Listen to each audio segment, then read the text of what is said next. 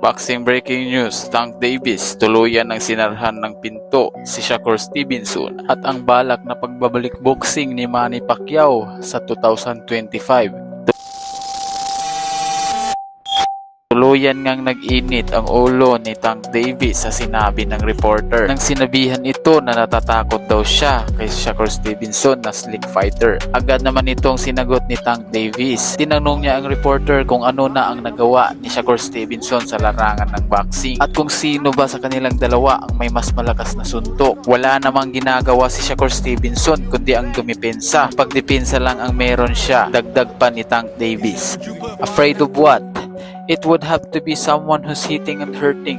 You don't have no offense. Everything is defense. Defense is only winning basketball and football.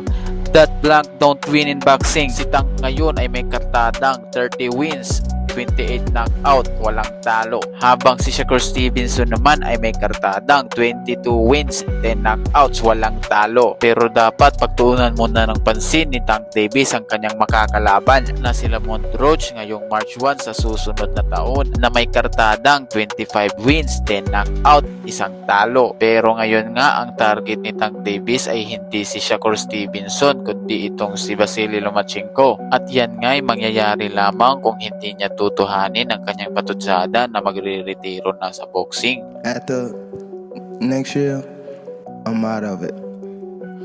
You're out of it?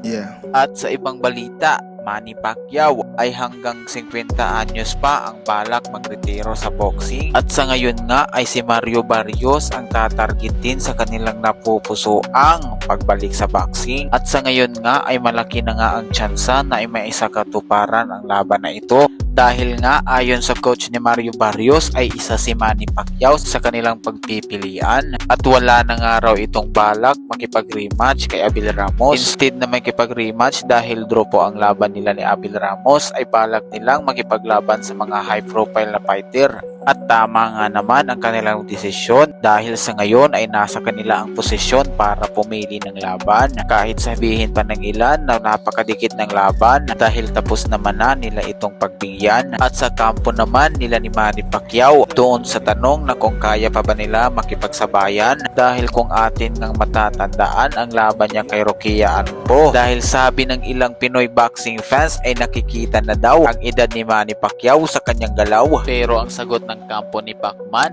dahil daw ito sa biglang pagpalit ng kalaban isang linggo bago ang sagupaan at dahil na din daw sa gusto lang nitong magpapawis ni Manny Pacquiao at huling round na daw na-realize ni Manny Pacquiao na gusto siyang patulogin ng kanyang kalabang kalabaw kaya pala sa round 3 ko lang siya nakita na parang ginanahan sa laban. At sana naman kung kayo'y bago lang dito sa aking channel, pakihit po yung like, share and subscribe pati na rin yung notification bell button. Paalam!